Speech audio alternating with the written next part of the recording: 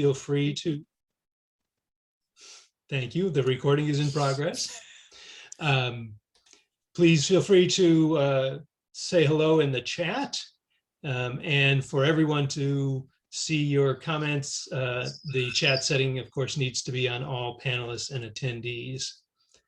And if you're visiting us from another congregation or society, please mention that as well. I understand we are expecting some visitors from the Baltimore Ethical Society this morning, so welcome to you folks. And you might want to get whatever it is you'd like to have on hand for our time together, something to drink, something to, I don't know, take notes with, who knows. Anyway, welcome. Robin says, happy 4th, y'all. Thank you, Robin.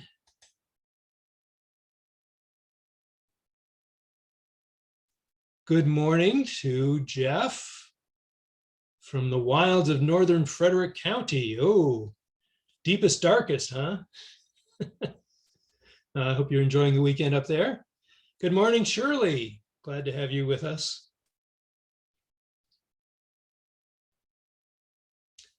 Thought of you the other day, and of course, Donna Radner, another of our artists in residence here. Alita and I went to the craft show at Strathmore and saw one of Donna's quilts. Morning, Brian and Leanne, hello. Hello, Catherine. Glad to have you back. As to your question about when Wes will be back in person, the current plan, as I understand it, is to start having platforms streamed from the hall in, excuse me, middle or late September, and gradually increasing the number of people who can attend there as well. Again, 2 caveats, that's my understanding and the current plan. So both of those are subject to change. Jeff says, no, greenest and wettest. Okay, actually it's beautifully sunny this morning. Yes, it is here too as well. Good morning, Donna. Glad to have you with us.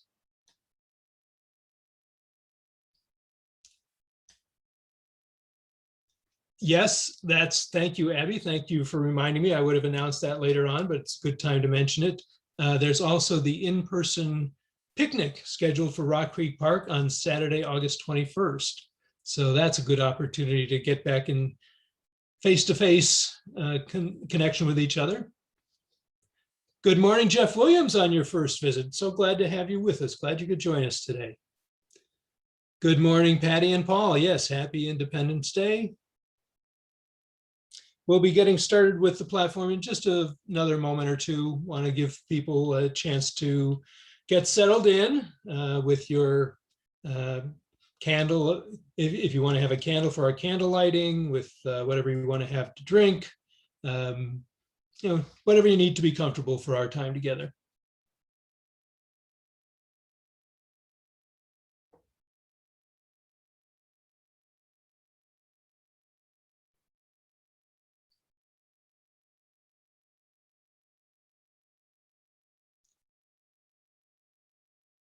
All right, well, I think we'll get started. The opening words today are from Winston Churchill, addressing the House of Commons in 1947. The beginning of the quotation has been widely paraphrased, but it turns out there's more to it, and I think the latter part adds some real depth to the quotation. It has been said that democracy is the worst form of government, except all those other forms that have been tried from time to time. But there is the broad feeling in our country that the people should rule, and that public opinion expressed by all constitutional means should shape, guide, and control the actions of ministers who are their servants and not their masters. And speaking of new depths, I now invite you to enjoy our opening music, a very familiar song in a new rendition.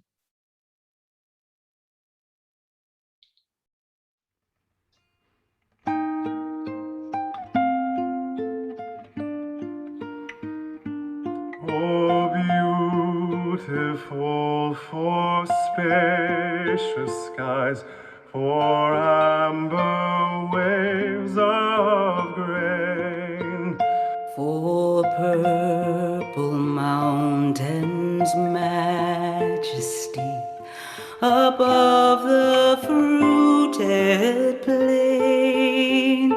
America, America, love shed its grace on thee, and crown thy good with brotherhood from sea to shining sea, and crown thy good with brotherhood from sea to shining sea.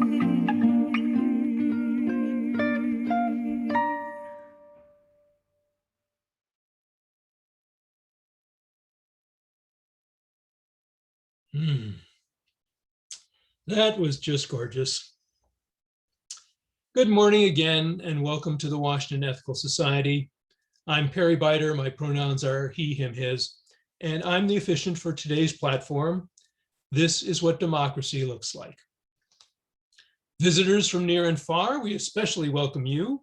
We hope that you'll say hello in the chat and that you might send an email to our membership coordinator, Maceo Thomas, at maceot@ethicalsociety.org. You can also fill out a connection form. Maceo will put that link in the chat. And we hope you'll join us after platform service for our virtual coffee hour, a chance to say hello in person or in virtual, whatever. You know what I mean. The chat will stay open for the platform except for the platform address itself. If you don't want to see the chat, you're welcome to go ahead and minimize it and to turn on or off the closed captioning as you prefer. Each week, a member of our community reads our statement of purpose so that we might hear our shared values in each other's voices. No one has signed up to read it today, so I will do the honors. And I am indeed honored to read these words that I find so personally meaningful and that our community reaffirmed last month at the spring membership meeting. The sign-up list at tiny.cc/readsop has lots of Sundays unspoken for, and I encourage everyone to consider taking the opportunity to let us hear you. Our community is for everyone, not just the usual suspects. All right. The Washington Ethical Society is a humanistic congregation that affirms the worth of every person. We strive through our relationships to elicit the best in the human spirit. With faith in human goodness, we appreciate each person's unique capacities. We joyfully celebrate together and support each other through life. We nurture a sense of reverence and responsibility for each other and the earth. We warmly invite you to join our community of children and adults as we work for a world where love and justice cross all borders. Now, if you have a candle at home, I invite you to light it, and I invite everyone to join me in the candle lighting words. May we kindle within us the warmth of compassion, the light of understanding, and the fire of commitment to build a brighter future for all.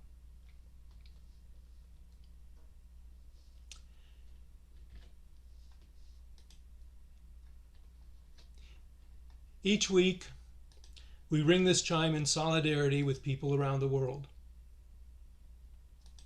Today, I am particularly mindful of the widespread suffering and tragic deaths from the unprecedented heat wave this week in the Western United States and Canada. As we listen to the chime, let us remember our connection to each other and the world around us.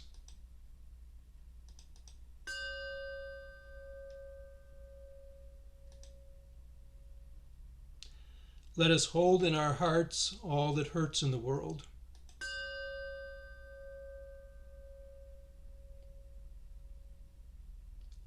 And let us commit to all that calls for our work and our love.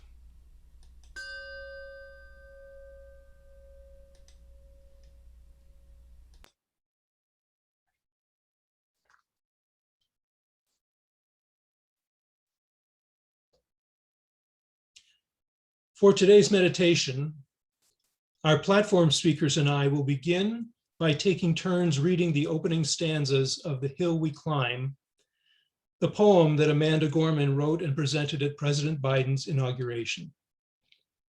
But first, please take a moment to get comfortable in your seat. You might want to start with a few deep breaths, focusing on releasing any tension that you find in your body. If you're comfortable, you may want to close your eyes or just soften your gaze.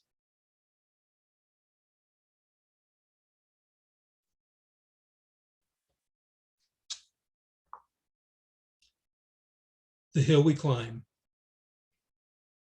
When day comes, we ask ourselves, where can we find light in this never-ending shade? The loss we carry, a sea we must wade. We've braved the belly of the beast. We've learned that quiet isn't always peace. And the norms and notions of what just isn't always justice.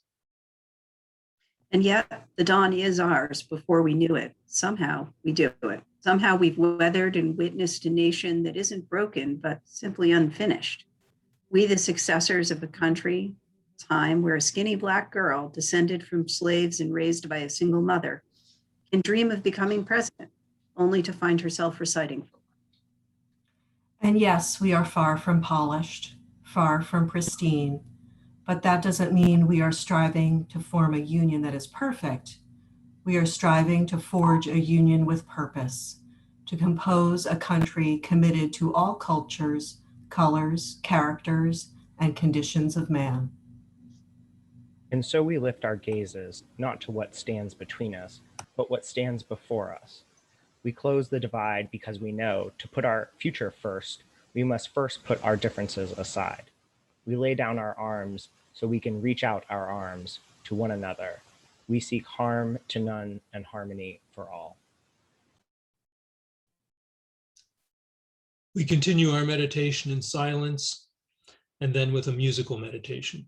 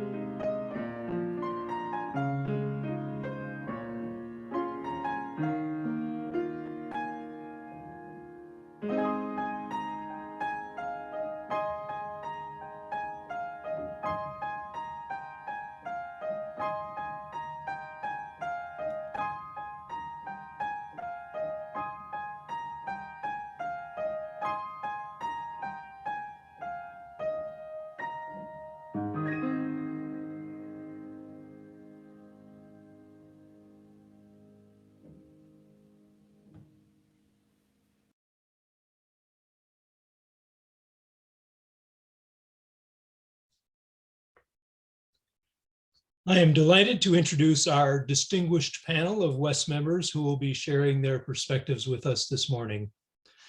We'll hear first from Abby Daken, pronouns she, her. Abby has had many volunteer roles at West over the years and currently serves on the Board of Trustees. She met her spouse, John Daken, here at West and was actually in labor with her second child during a platform. Her background is in physics and engineering, and she now works on sustainability and policy issues at EPA in the Energy Star program. Following Abby will be Kate Lang. Kate's been a member for 12 years with her daughter, Susanna. She has served on the SEEK team and recently completed 3 years as a trustee on the board. And I can say personally, it was terrific working with her during her year as the board's liaison to the Lay Leadership Development Committee. In her non-West life, Kate is an attorney at the nonprofit organization Justice in Aging. Kate's pronouns are she and her. After Kate, we'll hear from Brennan Barber, he, him. Brennan lives in DC and works on Capitol Hill as a congressional staffer. He joined Wes in 2016 with his spouse, Hannah Uri. He's volunteered for the OWL program, and many of us got to see him in action as parliamentarian for some of our membership meetings. Thanks to all three of you. Abby, please start us off. Abby has disappeared from our group, and so I suggest we start with Kate. Okay, plan B. Okay. So it all started with you, Taft Morales, leader of the Baltimore and Philadelphia Ethical Societies. In June 2020, he contacted Wes's former leader, Amanda Poppy, to see if we wanted to participate in the Reclaim Our Vote campaign. The Reclaim Our Vote campaign was officially launched in 2018 by the Center for Common Ground. It's a nonpartisan effort to reach out to voters of color in states like Georgia, Alabama, Virginia, Texas, and Mississippi, states with a long history of voter suppression. The tools of the Reclaim Our Vote campaign include postcards, phone banks, text banks, get out the vote billboards in key areas, door-to-door canvassing, rides to the polls, and election monitoring. They don't support particular candidates or parties, but rather seek to fight voter suppression, deepen democracy, and establish electoral justice for all. Personally, I felt like it was important to do something to promote participation in the 2020 election. I was very concerned about what I was hearing around efforts to suppress the rights of voters, but what could I, as one individual, do alone? I was looking for a way where I could be one volunteer among thousands, reaching out to millions of potential voters. Participating in Reclaim Our Vote was something that I was enthusiastic about. I could provide this logistical support for coordinating postcard writers from Wes, getting them postcards, giving them the names and addresses of voters, providing scripts for what to write on the postcards, and getting them mailing labels and stamps. And on our postcards, we wouldn't just be encouraging people to vote, but also providing them with information about how to check on their registration status before their state's deadline, and giving them information about how to find out about where and how they could vote. So a year ago, I volunteered to coordinate Wes's participation with the Reclaim Our Vote campaign. Hugh and I asked Wes members to let us know how many postcards they would be willing to write and send to marginalized voters. In that first round, we sent 600 postcards to voters in Wake County, North Carolina. These postcards were the first phase of a multi-touch effort by Reclaim Our Vote. Each of the voters who got a postcard would then get a follow-up call as part of a phone bank, and when election day approached, they would be contacted again by Reclaim Our Vote to make sure they knew where their polling place was and if they needed a ride to the polls. And when the election came around, in this one county in North Carolina, over 100,000 more voters participated in the 2020 presidential election than had participated in the 2016 election. I then got connected with UUs for Social Justice REAB voting campaign out of All Souls Church in DC, which was supporting congregations in the DMV area connecting with the Reclaim Our Vote campaign. So we got additional support from the REAB voting project. For that next round of postcards, we sent 900 postcards in July and August. These were bilingual postcards in Spanish and English that we sent to voters in Hidalgo County, Texas. And those voters had recently been purged from the voter registration rolls. So we really needed to contact them before the registration deadline in Texas. In this county, more than 45,000 voters participated in the 2020 election than in 2016.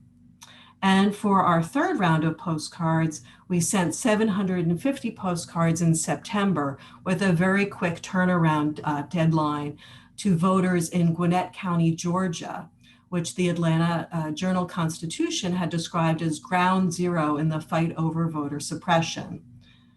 And after the results were in, there were more than 82,000 more voters casting ballots in the 2020 election than the 2016 election in Gwinnett County, Georgia. By the time of the election in November, through this effort, 17 West members had participated in sending out 2,250 postcards to voters in 3 states. And there were a couple of members who contacted me after I had distributed all of our postcards who weren't able to participate in our Reclaim Our Vote campaign because we had run out of postcards. Of all the West members who did participate, I must make a special mention of Sean Evans, who wrote postcards herself and also helped to connect us with members of the Silver Spring Village. And those people also helped with writing and sending many, many postcards. We were able to send hundreds more postcards with their participation than we could have just with the volunteers from Wes alone. For those who are not familiar with the Village movement, villages are grassroots community-based organizations which offer programs and needed services for adults who wish to age in place. Thanks to Sean's membership in both Wes and the Silver Spring Village, we were able to do so much more together. But we weren't done yet. We agreed to send another round of 750 postcards to voters in Gwinnett County, Georgia in December in support of the January 5th runoff election for the 2 Senate seats from Georgia. And in the end, we had sent a total of 3,000 postcards to voters in North Carolina, Texas, and Georgia. It would have been impossible for any one of us to do so much alone. But by coming together, we were each able to take part in this campaign to empower underrepresented voters to participate fully in the 2020 elections. And we will have more to do in the future. As of June 21st of this year, 17 states have enacted 28 new laws that restrict access to the vote. With some state legislatures still in session, we fear there will be more laws that seek to prevent future elections from achieving the historic turnout that we saw in 2020. Thank you, Kate. Abby, glad to have you back with us. Why don't you go ahead next? Thanks, Perry. So for myself, I struggle with the feeling that no amount of political activism I could do will be enough in the face of the dissolution of the democracy I've always relied on. The democracy I grew up in is dissolving as I come to understand that its institutions have only ever served as it promises for folks like me, not for everyone. The democracy I live in now is dissolving into information bubbles, partisanship, and recrimination. And most frighteningly, the democracy I count on for my future and that of my children is threatened by a slide into autocracy, which is not nearly slow enough. In the face of all this, how could any action I take be enough? Particularly considering that I'm not ready to quit my job, and of course, I've been fairly occupied raising children. Fortunately for me, some attractive opportunities to do just a little bit have arisen. The easiest part is that I've been an active donor to campaigns large and small, as well as to voting access campaigns as I've been able. But today, mostly I want to talk about my volunteer work. In March 2018, my spouse John did the legwork for our whole family to canvass in the critical special election where centrist Democrat Connor Lamb ran to fill an empty seat, empty because a Republican stepped down amid allegations of wrongdoing in Pennsylvania's 18th congressional district outside Pittsburgh. Connor Lamb won that race by less than 1,000 votes. It was easy for us, partly because I have a high school friend who could host us in Pittsburgh. We encouraged our kids, who were then in elementary school, to bring their kick scooters as we canvassed. Later that year, I signed up online to participate in a handwritten postcard campaign, Postcards for Virginia, to send notes to registered Democrats in key swing districts there. I worked on the 100 postcards assigned to me over several weeks.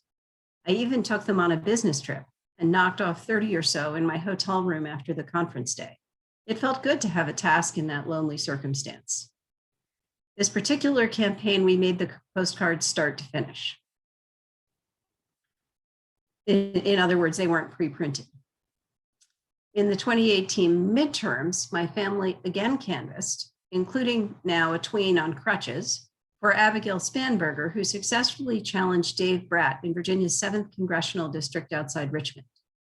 Spanberger won by less than 7,000 votes, and we like to think some of the people in her margin were people we talked to.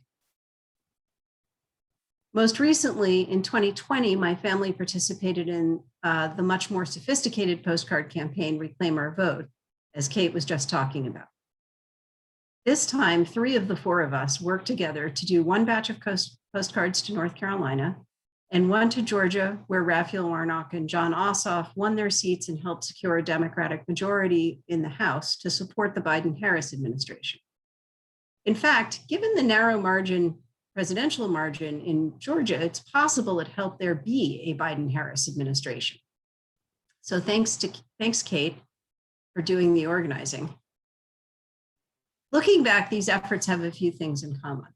Firstly, they were all relatively easy. I got to be the ground troops. Next, they were strategic.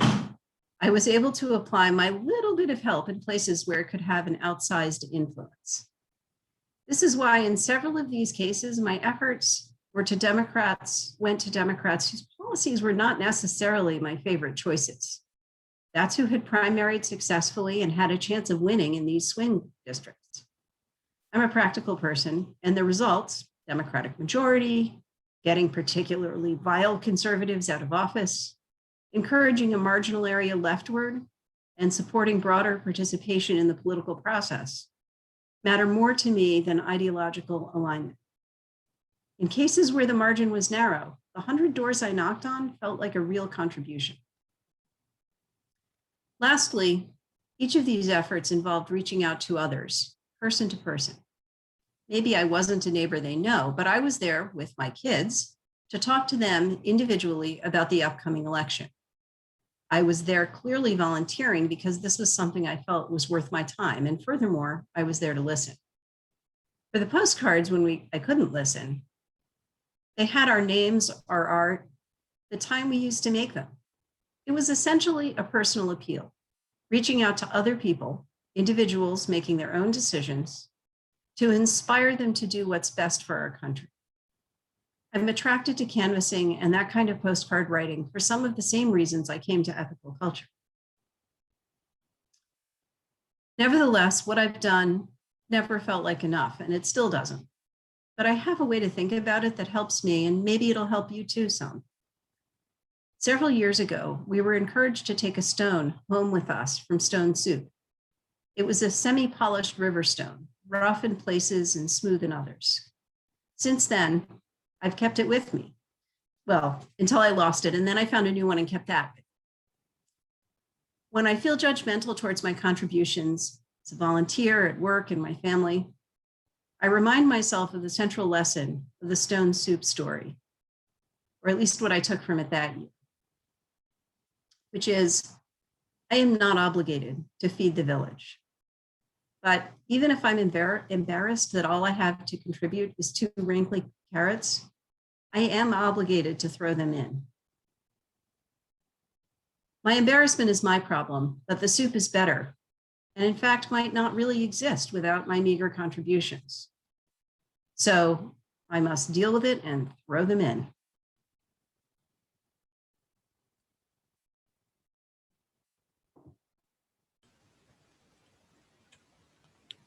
Thanks, Abby. Brennan? Thank you, Kate and Abby, for sharing your personal stories with voter engagement. I've loved hearing them. I was so excited to hear from Lynn about this platform topic because these themes are directly related to my work as a congressional staffer. By way of background, as some of you already know, I've worked on Capitol Hill for a little over 12 years. I'm actually not as young as I look. Over the course of my time on the Hill, I've served in several offices in a variety of roles, but have most recently been a policy advisor for the second half of my career. Before I started on the Hill, and also sporadically throughout my time here, I've also worked on election campaigns. This is the perspective I'm bringing to you all today. One of my favorite descriptions of the Capitol building is that it's a temple of democracy.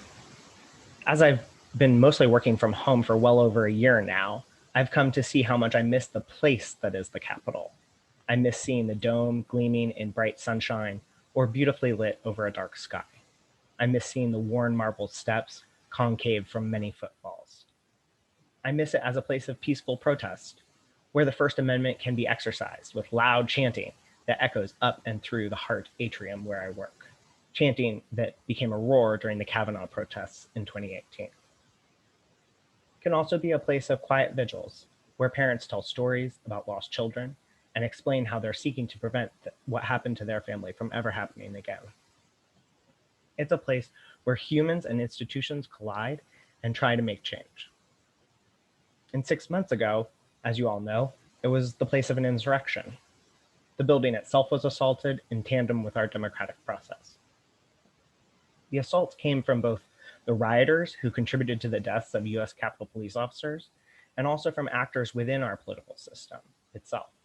At the time, from the executive down Pennsylvania Avenue, and also from within, from members of Congress who sought to overturn the election results. It was a really scary time. In some ways, it still very much is. I know, like a lot of West members and those around the country, I'm resting a bit easier these days, but I'm also still wary. We're in a very tough moment. We essentially have one party that's not committed to the rule book and is willing to undermine voting rights to hold on to power. It's not a minor thing. But something that gives me hope, though, is that many Americans are engaging in democracy in new and profound ways. There's renewed vigor around the voting process, new levels of engagement, volunteerism, and so on. And the 2020 election saw record-breaking turnout. And I've also seen a new level of recognition about the reality of our institutions like the Electoral College, which used to simply be accepted as the status quo. People are rightfully scrutinizing all aspects of our institutions and finding the stamps of systemic racism and calling for reforms befitting an actual multi-ethnic democracy. It's my greatest hope that more and more Democrats, electeds, and voters continue to see that they must be part of the fight and strike a blow on behalf of democracy itself. This means taking action like passing a voting rights bill, something that could ban partisan gerrymandering, do automatic voter registration, do 15 days of early voting, make Election Day a holiday, and reinvigorate the Voting Rights Act, and so on. This isn't an impossible task, but it requires pressure and action to see it through. As engaged citizens, you all have a critical role to play. I highly recommend checking out the group Indivisible's recommendations for wielding constituent power wherever you live. They published a quote that relates to the mindset of members of Congress that I think is apt and good to keep in mind. There go the people. I must follow them, for I am their leader. Many West members, especially those who live in Montgomery County, Maryland, have some great members of Congress already. Representative Jamie Raskin, Senators Chris Van Hollen and Ben Cardin, all pretty great. And yet Maryland also has Governor Larry Hogan. So while my focus today has certainly been on the federal level, please do not neglect political activity focused at the local and state levels as well. They're just as important and sometimes much more accessible. In my mind, democracy is a practice. Our nation's outcome is not preordained, and as Amanda Gorman's poem says, it is unfinished. I believe democracy is our chance to shape it. Thank you.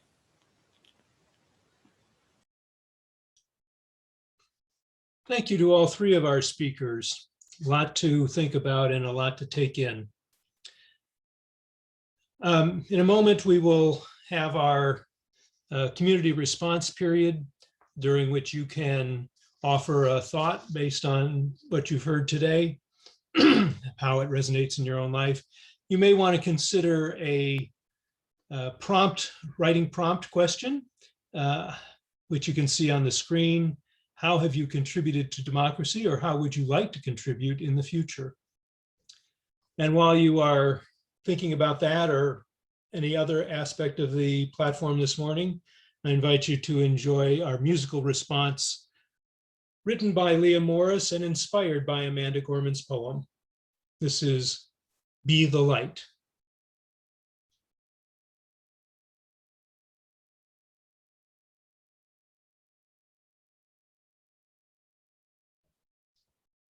There is always a light. When we're ready to see it, there is always a light. When we're ready to be it, to see the light, to be the light, to raise our eyes in the dark of night, to climb this hill, together we will. There is always a light. There is always a light. There is always a light. When we're ready to see it, there is always a light. There is always a When light. we're ready to be it, to see the light, to be the light, to raise our eyes in the dark of night, to climb this hill, together we will. There is always a light. There is always a light. There is always a light. There is always a light.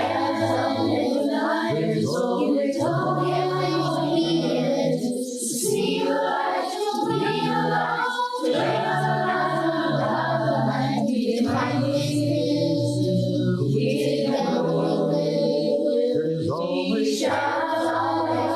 There is always a light. There is always a light. There is always a light. See the light, to be the light, to raise our eyes in the dark of night, to climb this hill, together we will be alive. Shine your light in the when we're ready to see it. There is always a light in the when we're ready to be it. To see the light, to be the light, to raise our eyes in the dark of night, to climb this hill. Together we will. Shine your light in the darkness. Shine your light in the darkness. Let your bright heart burn out loud. Be a gift in the world.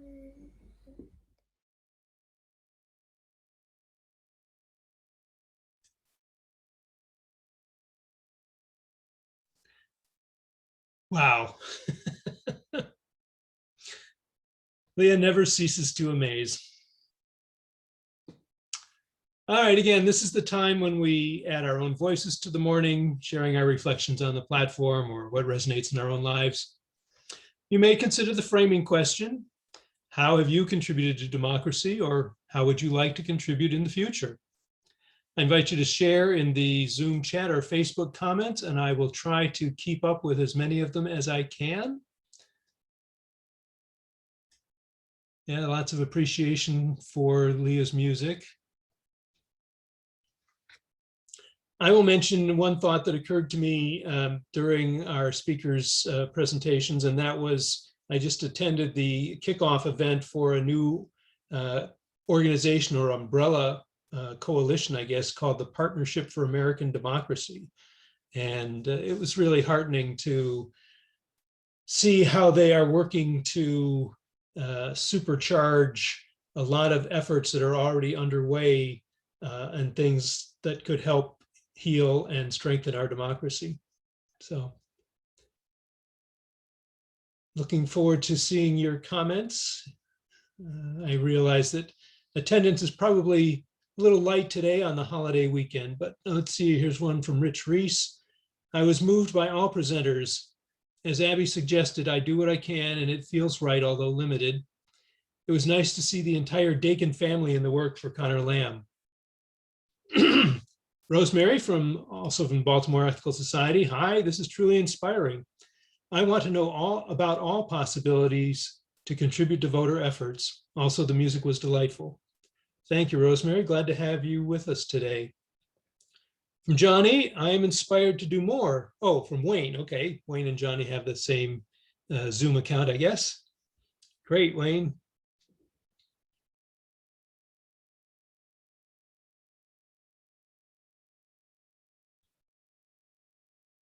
It is certainly a challenge to find.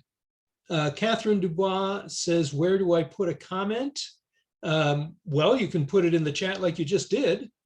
I'm not sure what else you might have in mind in terms of comment, but if it's something, okay, here we go. From Terry Smith. Rich Reese and I drove to York, Pennsylvania in 2018 to canvass door to door for a congressional candidate. Unfortunately, he lost, but the experience of going door to door left a profound impact on me. In particular, I experienced explicit and open racism at one house, where I was told I should be ashamed of supporting a Democrat after they elected Obama. That's one vote I know my candidate did not get.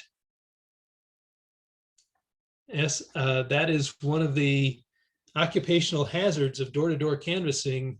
I'm sure there's a certain percentage of cases where you just encounter, if not out and out racism, then certainly rejection of whatever message you're trying to convey.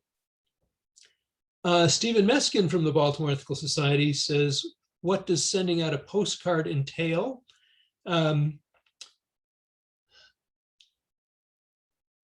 I'm trying to decide what the best way of getting that information to you is, Stephen. If you want to put your email address in the chat, perhaps Kate Lang could get in touch with you offline. Shirley Storm says, all the speakers' words resonated with me. Oh, Kate says, yes, you can send her a chat directly via Zoom. See, I'm a little old school and low tech, but yeah, that would certainly work. Anyway, Shirley says, all the speakers' words resonated with me. The enormity of the task overwhelms me and often prevents me from doing my little bit. It is a big country, and that means, well, as the saying goes, it takes a village, or maybe it takes a country, but we're all part of it. Johnny and/or Wayne says, another simple thing to do is Fridays at West for only an hour from 5 to 6, come out for Black Lives Matter. Even 1 hour once a month is great. Jeff Williams says, I served 19 years in the Navy. I joined because had the Nazis succeeded, me and my Jewish family could not exist. But that said, events of late make me wonder what it was all for. I love my country and the Navy, but I know defending democracy is a whole of society effort. Thanks to all those fighting for it on the front lines in this country. Janice, excuse me if I'm mispronouncing this, Ewertson from the Baltimore Society in New Jersey says, thank you to all. Talks like these help push me to become engaged in voter efforts again. I was involved with MoveOn.org a long time ago and marches and protests, but have questioned what action could really help. Catherine Dubois, it reminded me of when I would read the Morning Express newspaper on the way to work. I worked at the Biden Cancer Initiative and we would all chat about the news each morning. I miss being this informed. The Morning Express is no longer being published and it can be hard to find the best informed news. What a contribution that little newspaper made. Well, thank you all very much for your comments. I was wondering if this was going to be a low participation day given the holiday, and I'm delighted to have been proven wrong. And just as we share our perspectives in this community, so too do we share our resources and gifts. Here at West, we split the Sunday collection between our operating budget and a fund dedicated to justice and compassion. We appreciate each person's generous giving as they are able. This month, half of the offering is dedicated to No Child Goes Hungry, a local nonprofit that works to feed kids who simply don't have enough to eat. Working directly with schools and grassroots organizations, No Child Goes Hungry provides seed money to start or enhance food programs. And in many cases during the pandemic, they've provided food directly where it's most needed. All of the money we collect for them will go to feeding kids. On the slide, you will see the number to give by text for today's collection. That's 202-335-1885. And alternatively, you can make a gift online through the donate button at the West website, which is ethicalsociety.org. We will now receive your gift and the gift of music from Cooper Cannell.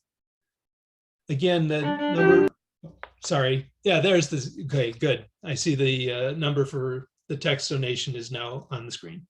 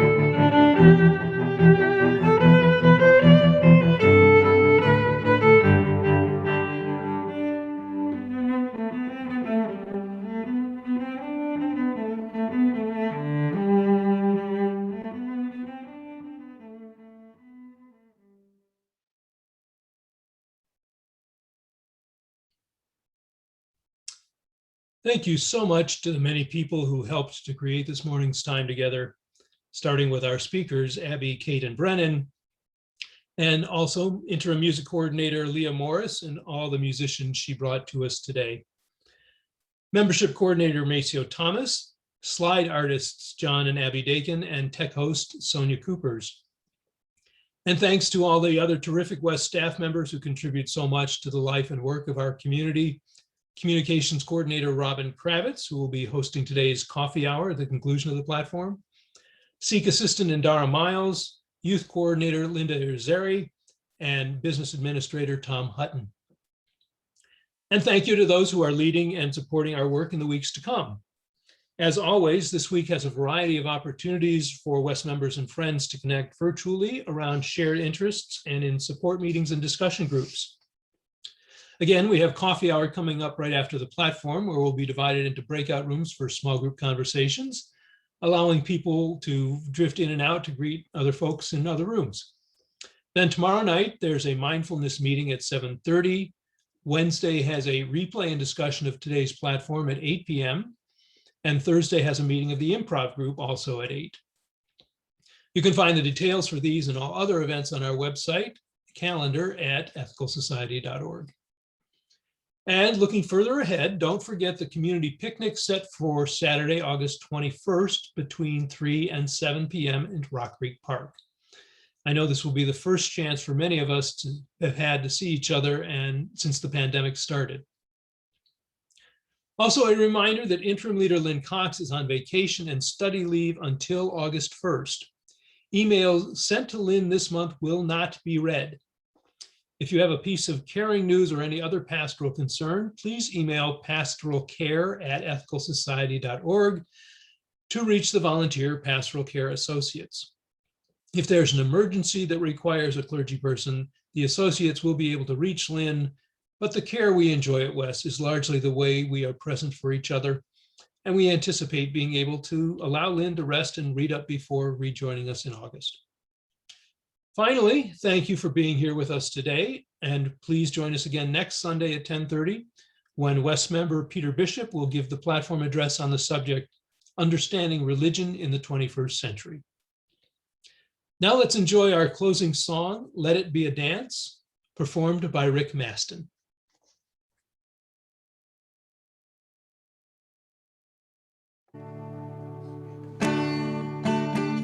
Let it be a dance we do.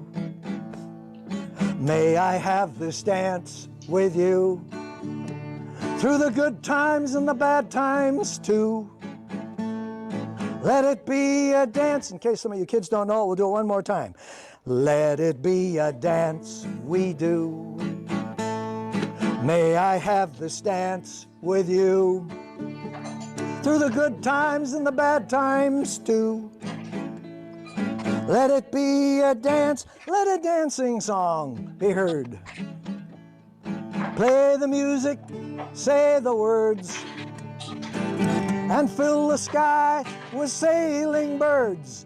And let it be a dance, let it be a dance, let it be a dance. Learn to follow, learn to lead.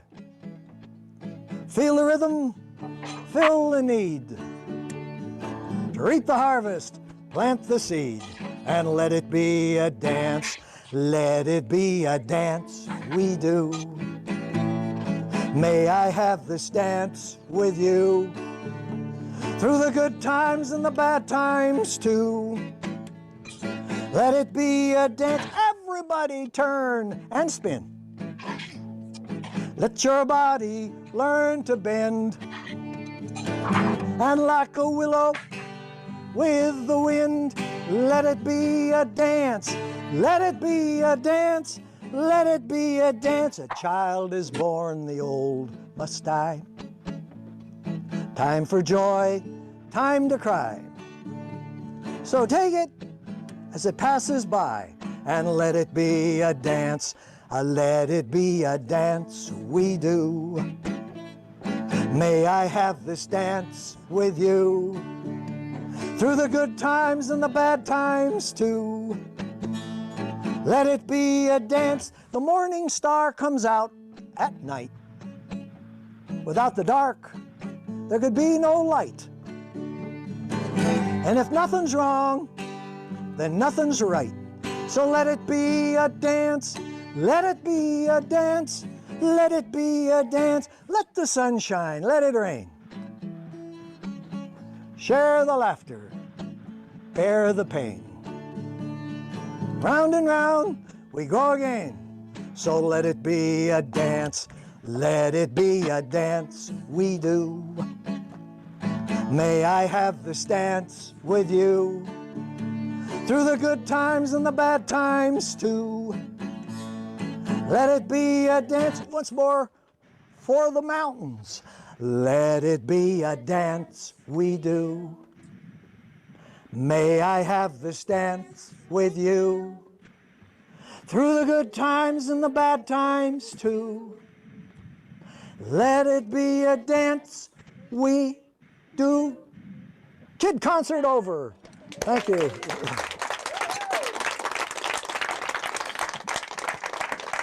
Thank you.